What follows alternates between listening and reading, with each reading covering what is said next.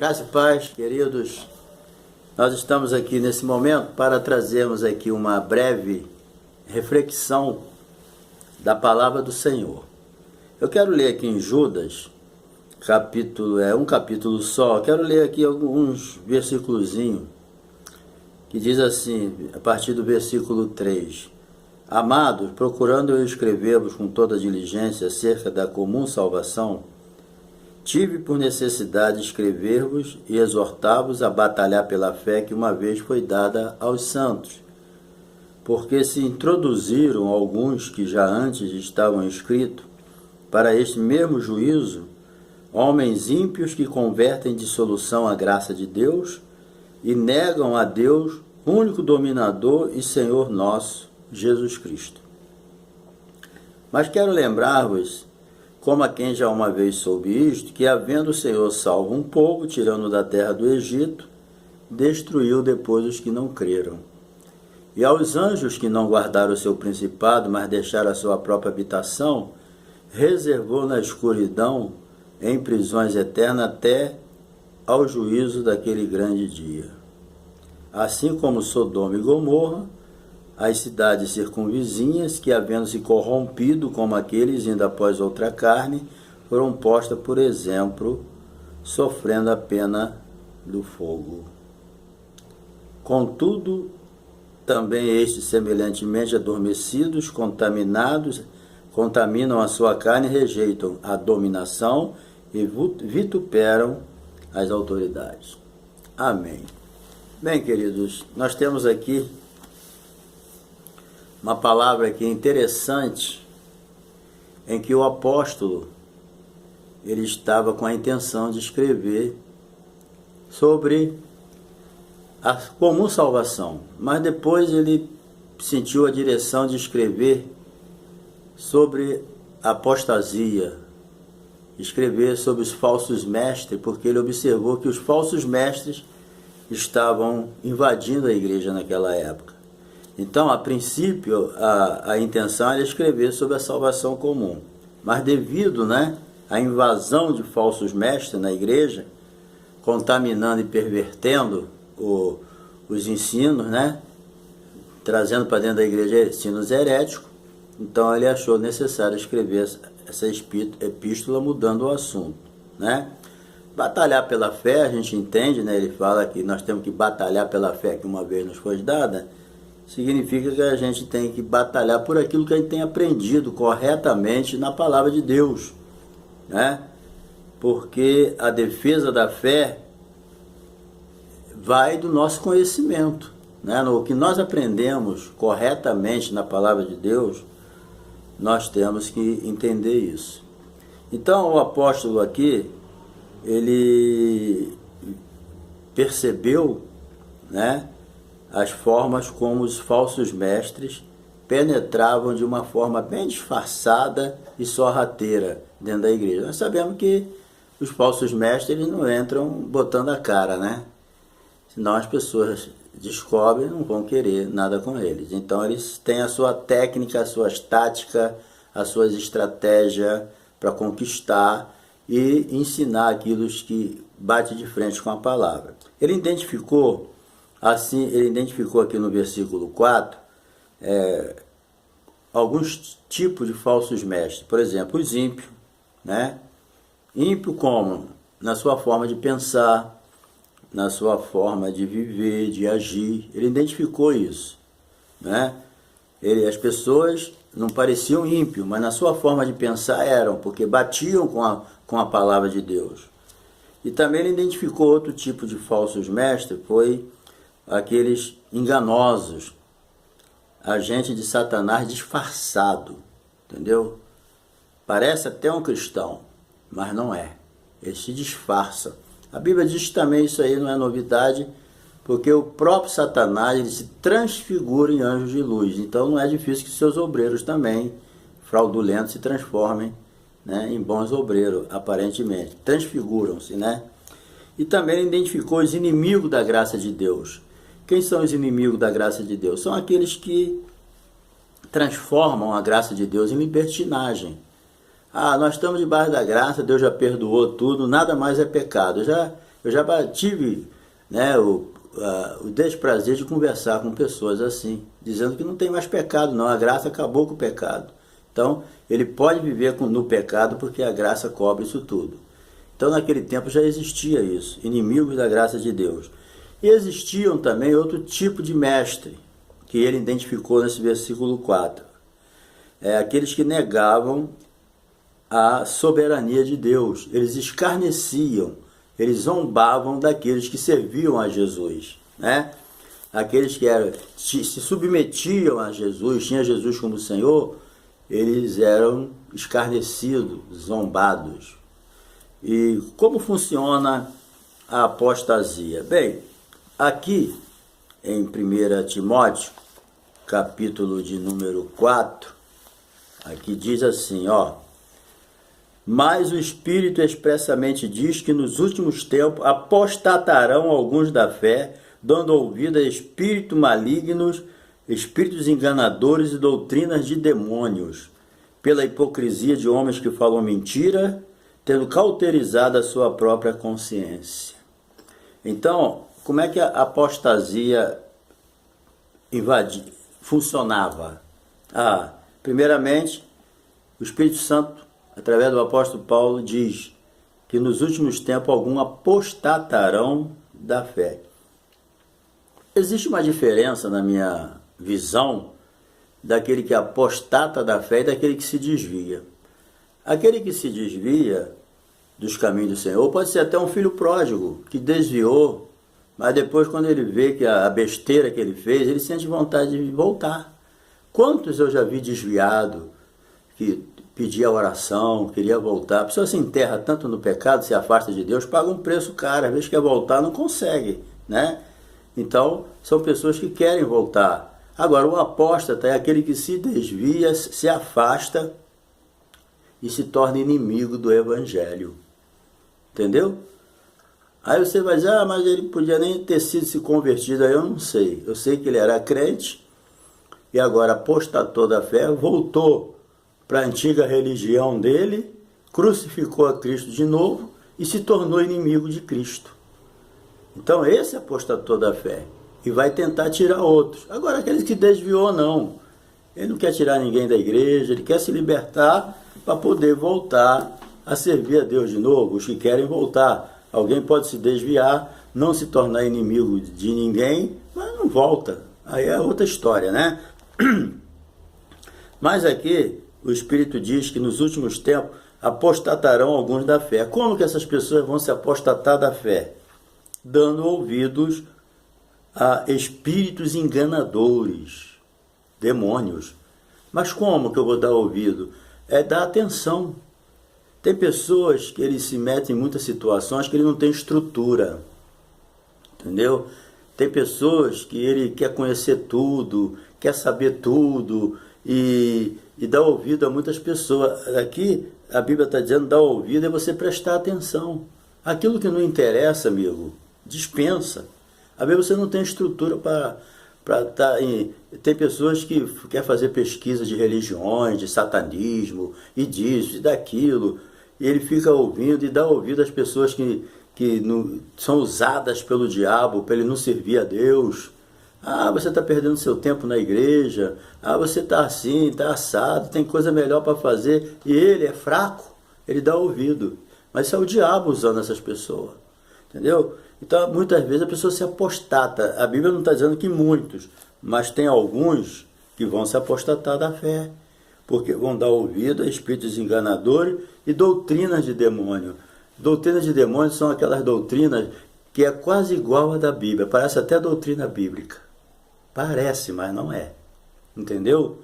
Então, muito cuidado para não dar ouvido a espíritos enganadores e doutrina de demônio. Agora, o demônio vem pessoalmente, a Bíblia está dizendo aqui, pela hipocrisia de homens que falam mentira, tendo cauterizado a sua própria consciência. Homens mentirosos, entendeu? Hipócrita, que você ouve ele, parece, ele até, emocionalmente, ele até te envolve, você fica preso emocionalmente, você chora e tal, mas aqui tudo é hipocrisia, são pessoas da mente cauterizada que não têm mais sensibilidade para as coisas de Deus, certo? Bem, Então, aqui nós já percebemos a forma como a apostasia pode entrar na igreja. Então, os dois ensinos principais que nós pegamos aqui nessa epístola são, primeiro, transformar a igreja em libertinagem. A pessoa transforma a graça de Deus em libertinagem. Primeiro é o relativismo. Não tem nada a ver, entendeu? No relativismo, cada um tem sua visão.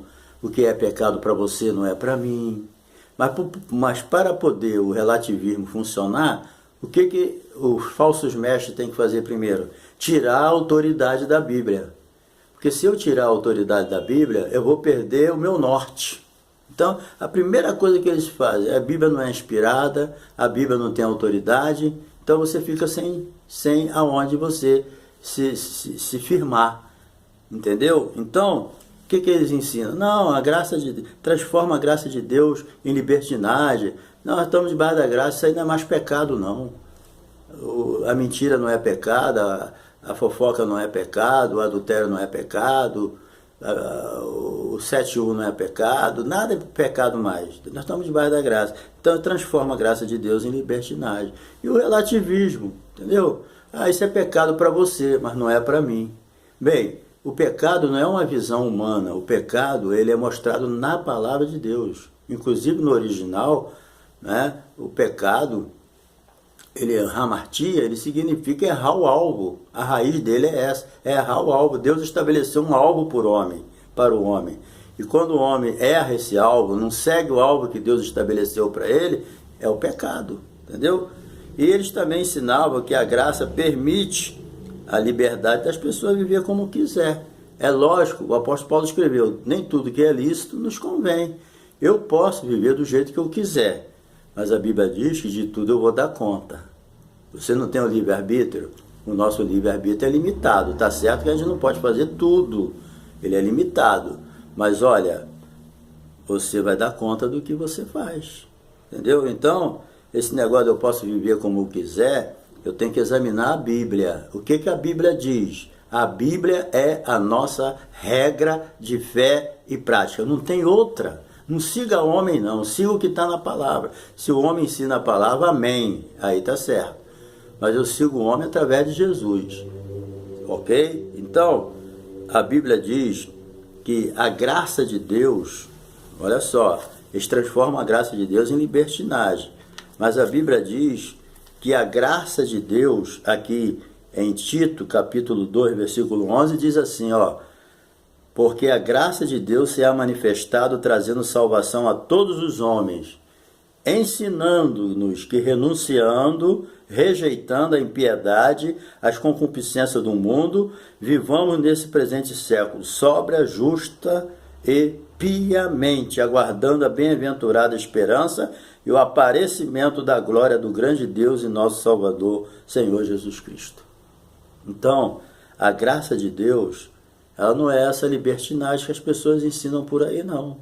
Certo? A graça de Deus, ela ensina, certo? Ela se manifestou salvadora a todos os homens, trazendo a salvação, mas ensinando-nos que renunciando à impiedade e o pecado.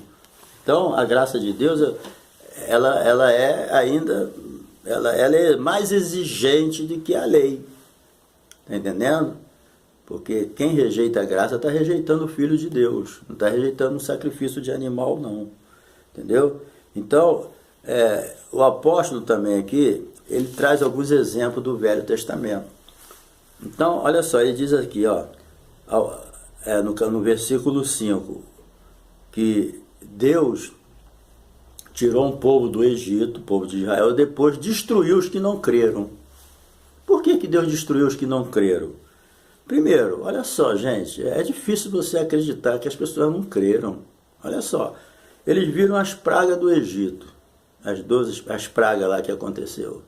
Eles viram o mar vermelho se abrir e passar em seco. Eles viram os egípcios morrer depois, quando quiseram atravessar. Eles viram a nuvem por cima deles, protegendo eles do sol durante o dia.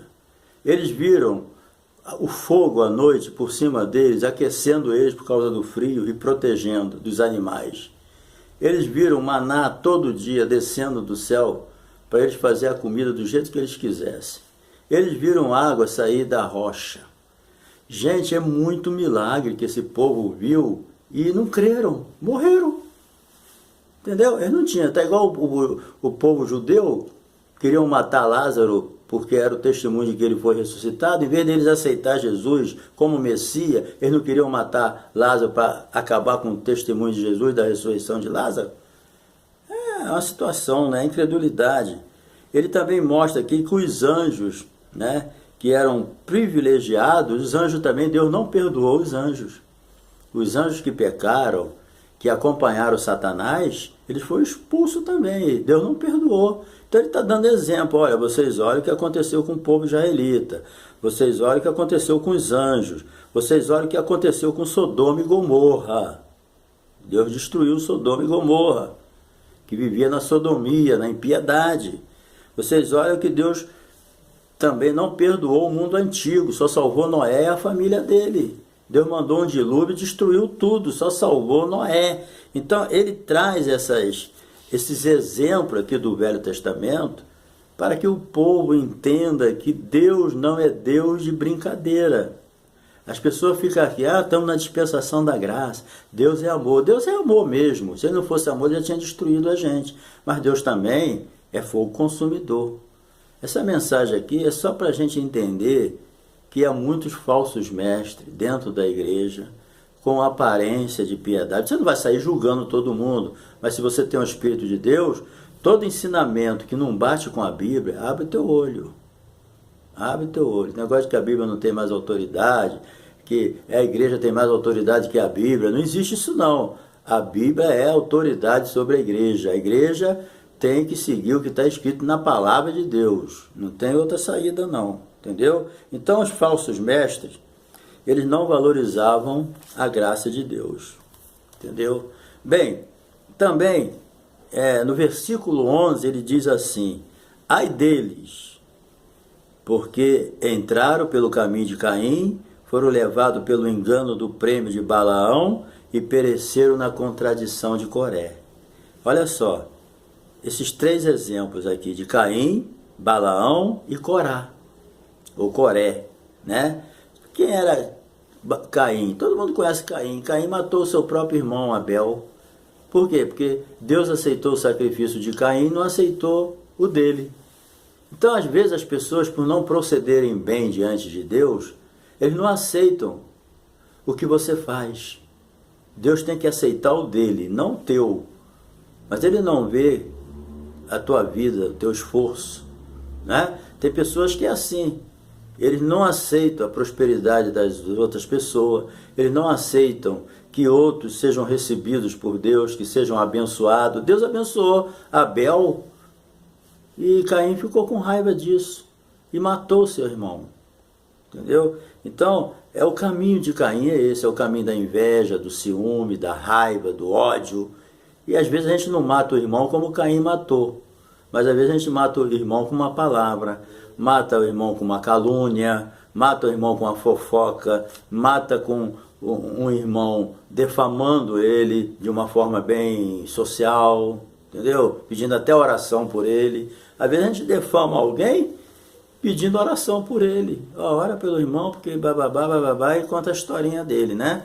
Então a gente deve tomar cuidado. Às vezes a gente mata um irmão, destrói ele dessa maneira.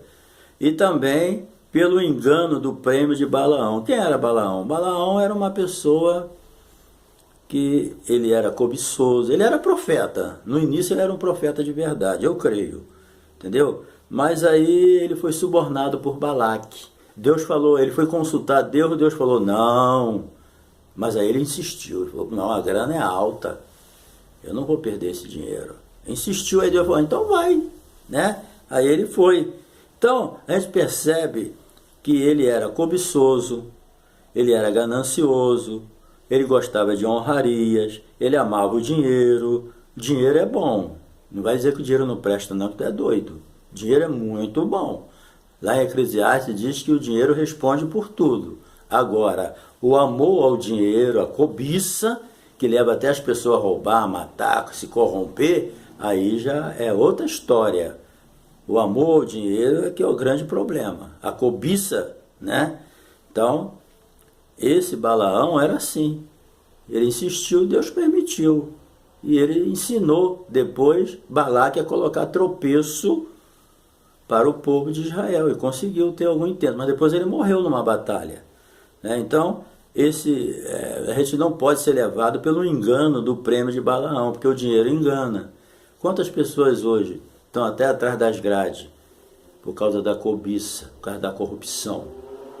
Balaão foi corrupto, certo? Então, nós temos que pregar a salvação, buscar em primeiro lugar o reino de Deus e a sua justiça, e as demais coisas vos serão acrescentadas. Aqui ele traz outro tipo de falso mestre, Coré. Coré, ele desafiou abertamente a autoridade de Moisés, entendeu? Coré não era fácil, ele não aceitou a autoridade de Moisés, ele achou que Moisés não devia ser o líder, Arão muito menos. E ele tinha um poder de persuasão muito grande, ele arrumou uma turma tremenda para ficar do lado dele. Ele desafiou a autoridade de Deus, desafiou a autoridade de Moisés, de Arão, e queria o lugar deles, né?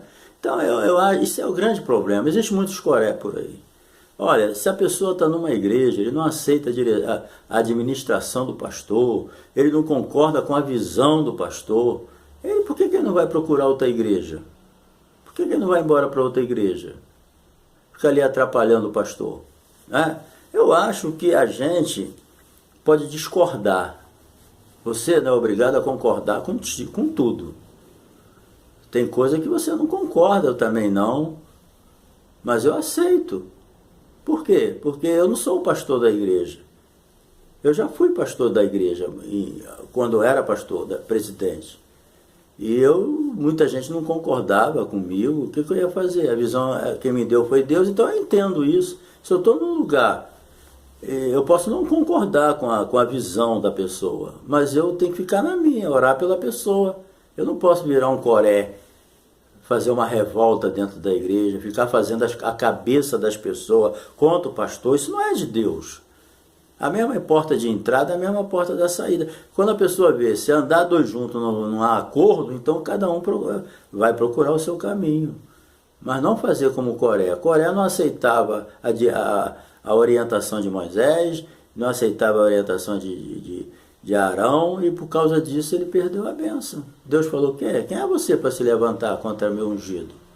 Veja bem, olha, vocês lembram que logo com Moisés, que não era tão comum como os demais, uma vez Deus falou para Miriam e falou para Arão: vocês estão se levantando contra Moisés, eu estou escutando a murmuração de vocês.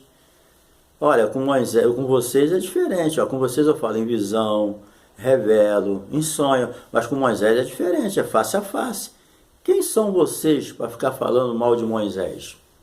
Eu tenho uma intimidade muito grande com eles. Quem é vocês para falar mal de Moisés? A coisa ficou estreita. Miriam era uma líder proeminente? Era respeitada? Era. Mas ela se levantou contra a autoridade de Moisés. Não foi nem contra a pessoa de Moisés. Ela falou: se Deus usa Moisés, usa a gente também. Tem pessoas que é assim: Deus usa o pastor, me usa também. É? Muito tomara. Você está se levantando, não é contra a pessoa, é contra a autoridade da pessoa. Eles não se levantaram propriamente contra Moisés, mas contra a autoridade de Moisés que Deus tinha dado a ele. Então estava se levantando contra Deus. Então Deus puniu a Miriam, que foi a autora. Eles arrumaram uma desculpa para se levantar contra Moisés, e Deus comprou o barulho.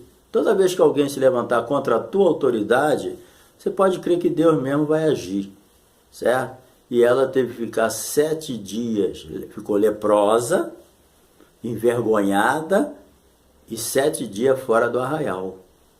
Aí vocês me perguntam: quem orou por ela para ela ficar curada e não morrer? Arão chegou e falou: Moisés, meu senhor, ora por ela, pede a Deus para Deus não matar ela. Aí Moisés orou, né? Quem foi orar por ela? Moisés. Isso aqui é como é que Deus faz as coisas? Levantou contra Moisés, não estava aceitando mais a autoridade de Moisés, e depois quem foi pedir a Deus para não matar ela e curar foi Moisés. Aí Moisés orou por ela, Deus ouviu a oração de Moisés. Então, não se desafia, isso é coisa de falso profeta, desafiar a autoridade de alguém. A pessoa está lá, está fazendo a obra de Deus, vamos ajudar. Se não dá para ajudar, não atrapalha não, tá? Então, isso é coisa de falso profeta. Cuidado com o caminho de Caim, cuidado com o engano de Balaão, certo? E cuidado com a contradição de Coré. Está no versículo 11 de Judas, certo? Então, no final, né, nós temos aí esses padrões morais que ensina o que a gente tem que fazer na igreja do Senhor. Então, essa palavra aqui é uma advertência. Nós estamos vivendo tempos trabalhosos, tempos difíceis, e nós temos que tomar muito cuidado para não seguir o caminho de Caim, para não seguir o engano de Balaão e para não cair na contradição de Coré. O mundo está muito confuso e essa confusão ela quer entrar na igreja. Como você se livra dessa confusão? Lendo a palavra, obedecendo a palavra. Vamos ser como os bereanos. Quando Paulo pregava, Paulo não é qualquer um não. Quando Paulo pregava, os bereanos iam lá conferir na palavra se o que Paulo estava pregando era certo. Se Paulo estava pregando era verdade. Paulo! E por que nós não vamos ficar engolindo qualquer coisa? Se eu pregar, vai ver na Bíblia se eu estou pregando certo. Você sentiu que não tem alguma coisa assim? Pastor, isso aqui não bate não. Então a gente não pode modificar a palavra. Não podemos, gente, modificar a palavra. Você, se está sendo enganado, é porque quer. Porque você tem a palavra. Faça igual os bereanos, vai ver. Vai ver se está batendo com a palavra. Se não tiver, sai fora. Sai fora. Aprenda a palavra conforme ela é. Entendeu? Não cria subterfúgio, não. Não modifique. O apóstolo Paulo, ele diz aqui, ó, eu vou pegar a Bíblia aqui e vou ler em Gálatas, capítulo de número 6, certo? É interessante esse versículo aqui. Não, capítulo 1, diz assim, ó, versículo 6, para a gente encerrar. Maravilho-me que tão depressa passasse daquele que vos chamou a graça de Cristo para outro evangelho. Tem gente mudando para outro evangelho, o qual não é outro, mas há alguns que vos inquietam e querem transtornar o evangelho de Cristo. Mas ainda que nós mesmos, olha só, ou um anjo do céu anuncie outro evangelho, além do que já temos anunciado, seja anátema. Assim como já vos dissemos agora de novo também te digo, se alguém vos anunciar outro evangelho além do que já recebeste, seja anátema. Querido, se alguém vem com outro evangelho modificado, que não tem nada a ver com essa Bíblia aqui, ó, sai fora. Paulo falou, ainda que venha um anjo do céu, cuidado com esse anjo, hein? É um demônio transfigurando em anjo de luz. Não, mas foi um anjo que falou. Olha, João escreveu lá no Apocalipse, aquele que acrescentar ou tirar vai sofrer as consequências. Então eu não posso acrescentar nada aqui e não posso tirar também. Entendeu? Por quê? Persuado eu agora a homens ou a Deus? Ou procuro agradar a homens? Se estivesse ainda agradando aos homens, não seria servo de Cristo. Entendeu? Se você quer agradar a homem, está fora. Você não é servo de Cristo. Ok? Então, preste atenção no que foi dito aqui. Que Deus te abençoe, querido. Tá? Não siga outro evangelho, a não ser aquele que está na palavra de Deus. Tá bom? Leia a Bíblia para ser sábio. Entendeu? Leia a Bíblia para você ser abençoado. Não fica engolindo qualquer coisa, não. Como um alimento sadio. A Bíblia é um alimento sadio. Não só de pão viverá o homem, mas de toda a palavra que sai da boca de Deus. Se esse vídeo serve para você, serviu para você, dá um like aí. Se quiser se inscrever no nosso canal, se inscreva e ore por nós também, tá bom? Que Deus te abençoe. e guarde essa palavra. Cuidado com os falsos profetas. Amém? Deus te abençoe, tá?